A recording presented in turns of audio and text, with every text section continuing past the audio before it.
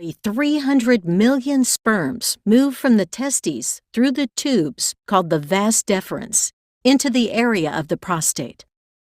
At this point, the prostate contracts, closing off the opening between the bladder and the urethra, releasing fluid into the urethra and pushing semen on through. The seminal forms a thick fluid that is alkaline in order to protect sperm from the acidic environment of the female vagina. The gel is liquefied by enzymes from the prostate gland. It also contains sugars to nourish the sperm. The seminal plasma is left in the vagina. Sperm use their tails to swim through the layers of cervical mucus that guard the entrance to the uterus. During ovulation, this barrier becomes thinner and changes its acidity, creating a friendlier environment for the sperm. On the other side, after releasing the egg, at about day 14 of the period, the egg arrives at a specific portion of the tube called the ampular isthmic junction.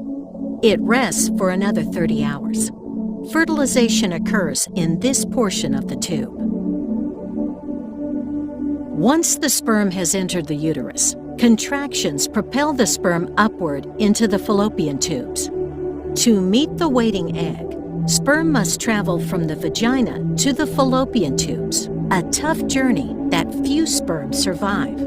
This process may be nature's way of allowing only the healthiest sperm to fertilize the egg to provide the best chances of having a healthy baby. The first sperm enter the tubes a few minutes after ejaculation. But, however, the first sperm are not likely to fertilize the egg. Motile sperm can survive in the female reproductive tract for up to 5 days. The magic happens in the fallopian tubes.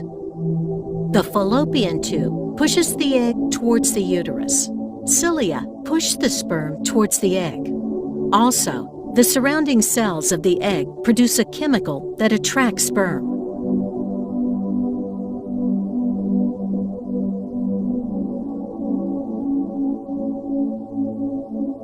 The sperm first burrow through the cells of the corona radiata.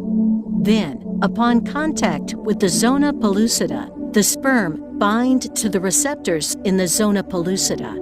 Then, the enzyme-filled cap of the sperm, called the acrosome, releases its stored digestive enzymes. Finally, the sperm must fuse with the egg plasma membrane. This event causes the egg membrane to change and prevent other sperm from attaching to it. Now attached, the sperm's nucleus, where the chromosomes are stored, enters the egg cell, looking for the egg's nucleus.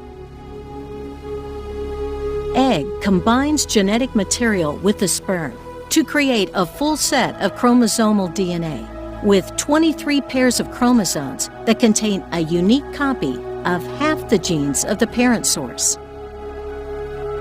This is the blueprint for a whole new, unique person that instantly determines gender, hair color, eye color, and many other characteristics. The combined sperm and egg is called a zygote. It is the earliest developmental stage. It divides rapidly in the days following fertilization. The zygote then travels down the fallopian tube to the uterus.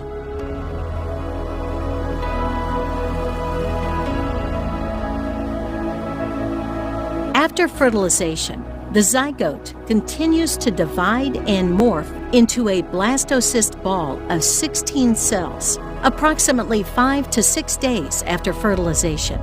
It is smaller than the tip of a ballpoint pen. Only 20% to 30% of fertilized eggs will reach the blastocyst stage. Embryos that survive this stage of development have a high implantation potential once transferred into the uterine cavity. The blastocyst hatches out of its shell and burrow into the uterine wall, endometrium, which serves as the source of oxygen and nutrients.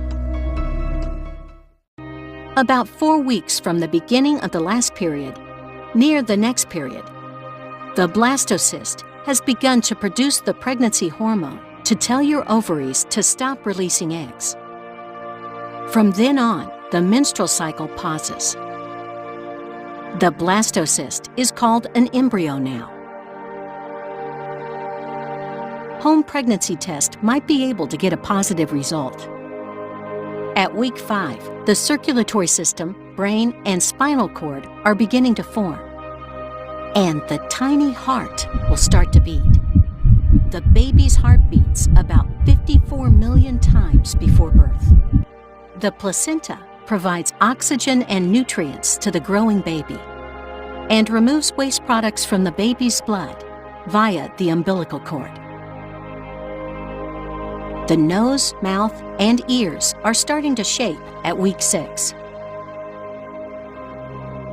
At weeks 7 and 8, the embryo has doubled in size since last week's. Little hands and feet start to grow. At week 9 to 12 of pregnancy, the embryo is called a fetus. The baby is almost fully formed and has completed the most critical portions. The facial features are more recognizable. The fetus's head is rotated and bent towards the chest, and he can occasionally touch his face. The diaphragm muscles start to grow. The reproductive, circulatory, and urinary systems are all at an advanced stage of development. The fetus will urinate in the amniotic sac. It is a sign of the proper functioning of the fetus's body. If the baby is a girl, her ovaries contain millions of eggs. If the fetus is a boy, his testicles will already start producing testosterone, male sex hormone, which is necessary for the development of his reproductive system. She or he is about 5 centimeters in size and 14 grams in weight.